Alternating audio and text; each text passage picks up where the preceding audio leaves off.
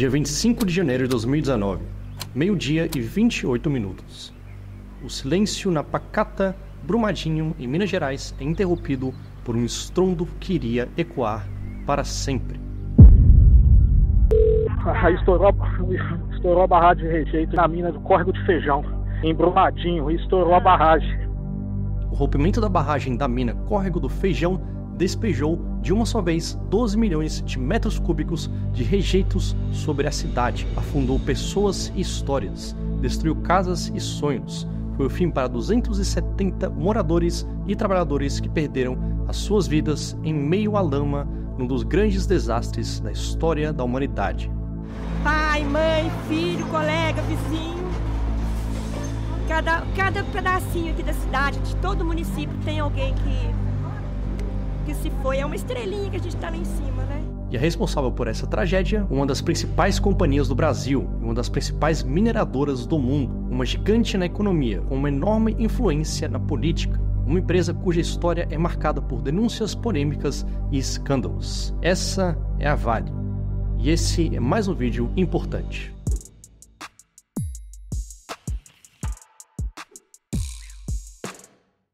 Essa história começa mais de 100 anos atrás, quando investidores internacionais compraram terras em Itabira, Minas Gerais. Em 1909, eles fundaram o Sindicato Brasileiro de Hematita, um tipo de minério de ferro muito abundante. Vendo o potencial de lucro daquele projeto, o empresário norte-americano Percival Farquhar comprou todas as ações e mudou o nome do grupo para Companhia de Minério de Ferro de Itabira. A ideia dele era exportar 10 milhões de toneladas de ferro por ano para os Estados Unidos, mas o projeto esbarrou na resistência do governador mineiro à época, Arthur Bernardes, que viria inclusive a se tornar presidente da República. Não queria ver toda aquela riqueza do solo mineiro indo parar em terras norte-americanas. A disputa pelo controle do minério na região durou anos e só chegou ao fim depois que Getúlio Vargas assumiu o poder. Em 1942, Vargas confiscou as terras do empresário norte-americano e criou uma companhia estatal para controlar a mineração na região. Era a Companhia Vale do Rio Doce. Ao longo das décadas seguintes, a empresa foi crescendo, expandindo as fronteiras de atuação e dos tipos de minério que eram explorados. O investimento em pesquisas permitiu a descoberta de novas jazidas, e a Companhia Vale do Rio Doce se tornou uma empresa bilionária. Até que um dos pontos de virada na história da companhia aconteceu no final do século XX, com a desestatização. Em maio de 1997, o governador Fernandes Henrique Cardoso privatizou a empresa por pouco mais de 3 bilhões de reais, valor considerado baixo pelos críticos à medida, em especial quando se levava em conta o potencial de lucros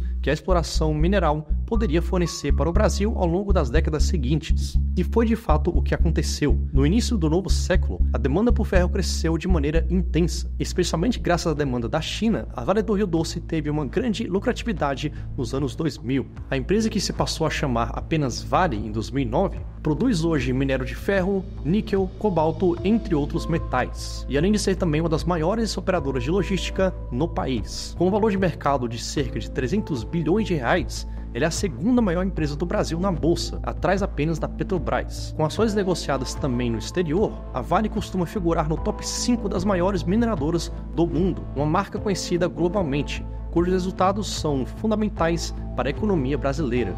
Basta observar que 4% do nosso PIB, por exemplo, vem da mineração. A empresa, é claro, se orgulha dos resultados e destaca em seu site uma série de prêmios recebidos nos últimos anos. Porém, em meio à galeria de troféus, tem o prêmio que não está exposto, mas que foi noticiado em veículos internacionais. Em janeiro de 2012, a Vale foi eleita a pior empresa do mundo na categoria Direitos Humanos e Meio Ambiente. Essa espécie de antipremiação é entregue desde o ano 2000 pelo Greenpeace e pela ONG Declaração de Berna, na Suíça. A Vale conseguiu ficar na frente até da empresa responsável pela usina de Fukushima, no Japão, que foi palco de um acidente nuclear histórico um ano antes. A justificativa para o prêmio cita as repetidas violações nos direitos humanos, condições desumanas de trabalho e a exploração impiedosa da natureza, como destaque para o caso que estava em alta na época da premiação, o da usina de Belo Monte. A construção da quarta maior usina hidrelétrica do mundo foi alvo de polêmicas por causa do impacto ambiental, com consequências à biodiversidade do rio Xingu,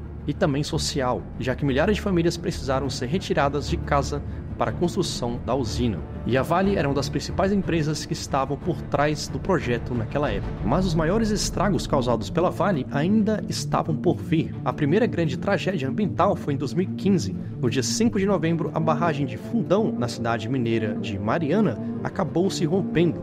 A mina pertencia a Samarco, um empreendimento conjunto da Vale com a anglo-australiana BHP Billiton. E o resultado, 62 milhões de metros cúbicos de rejeitos despejados na cidade. É o equivalente a mais de 50 mil piscinas olímpicas. A lama invadiu o Rio Doce, fundamental para abastecer centenas de municípios de Minas Gerais e o Espírito Santo. Ambientalistas dizem que o impacto ambiental vai durar, no mínimo, um século. E segundo o IBAMA, mais de 400 espécies de fauna e flora foram impactadas. Somente de peixe foram mais de 14 toneladas de carcaça retiradas do local. 19 pessoas morreram e mais de 1 milhão foram atingidas direta ou indiretamente pelo desastre. Isso sem falar nos efeitos psicológicos.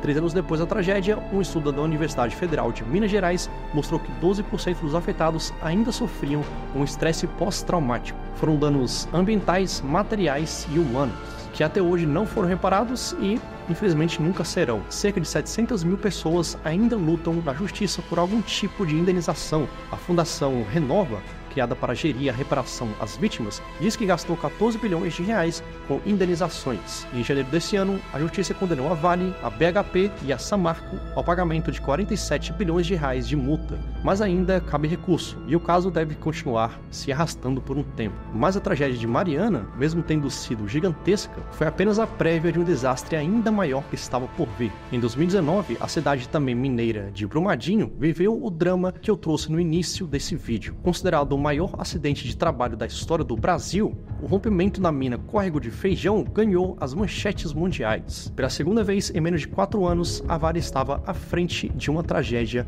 colossal. A barragem que se rompeu ficava próxima ao refeitório e à área administrativa, que estavam cheios de funcionários. E para piorar a situação, as sirenes de segurança que deveriam trabalhar para alertar de qualquer perigo não estavam em bom funcionamento. E com isso, 270 pessoas, inclusive 2 mulheres grávidas, morreram em questão de minutos. Até hoje, 3 corpos não foram encontrados. O rio Paraopeba, que abastece 1/3 da região metropolitana de Belo Horizonte, ficou contaminado. Comunidades indígenas que dependem do rio para o próprio sustento precisaram de doações para sobreviver. Houve impactos até na cultura. O Instituto Inhotim, o maior museu a céu aberto do mundo, precisou ser fechado. Todo esse estrago trouxe consequências econômicas para a própria Vale. Por um único dia, a empresa perdeu mais de 70 bilhões de reais em valor de mercado, com uma queda histórica de 24% no valor das ações. De lá para cá, já foram fechadas mais de 20 mil acordos de indenização, que envolvem mais de 1 bilhão de reais. Assim como no caso da Mariana, até hoje ninguém foi condenado. A Vale, a empresa alemã Tubsud, que atestou a segurança da barragem, e 16 pessoas foram parar no banco dos réus. Elas foram denunciadas por homicídio qualificado, crimes contra a fauna, a flora e crime de poluição. Mas, 5 anos depois, o julgamento ainda não aconteceu. E a tragédia, que foi avassaladora, poderia ter sido muito maior. Dias depois do desastre de Brumadinho, o risco envolvendo outra barragem levou pânico a moradores de mais uma cidade mineira, Barão de Cocais. 500 pessoas precisaram sair das suas casas às pressas por causa da possibilidade de colapso da mina Gongo Soco. Dessa vez o desastre não aconteceu, mas imagina o medo de você morar perto de um local desses, cara. É um medo que assusta muito os moradores locais. Mas o histórico de polêmicas envolvendo a Vale não se resume apenas a essas histórias. Um dos atuais projetos polêmicos da mineradora deve acontecer na Serra de Gandarela, em Minas Gerais. Esse é o projeto Apollo, que prevê a implantação de uma mina, uma usina e um ramal ferroviário para a extração e o transporte de sinterfeed, que é um tipo de minério de ferro. A empresa diz que o projeto é seguro e que não usa água no beneficiamento do ferro, eliminando a necessidade de barragens. Mesmo assim, moradores têm medo dos possíveis riscos que a mina poderia causar na região, afetando a vida de quem vive ali e também de quem frequenta a região para praticar o ecoturismo. Além disso, autoridades temem que as obras podem causar prejuízos às paleotocas, que são estruturas pré-históricas escavadas há milhões de anos por animais que nem existem mais, como as preguiças gigantes. E por isso, recentemente, a Justiça proibiu a Vale de promover qualquer atividade nessa área. E o projeto Apollo ainda está no centro de um impasse. Seja o que acontecer, é provável que o futuro de projetos envolvendo a Vale sejam tão polêmicos quanto o passado.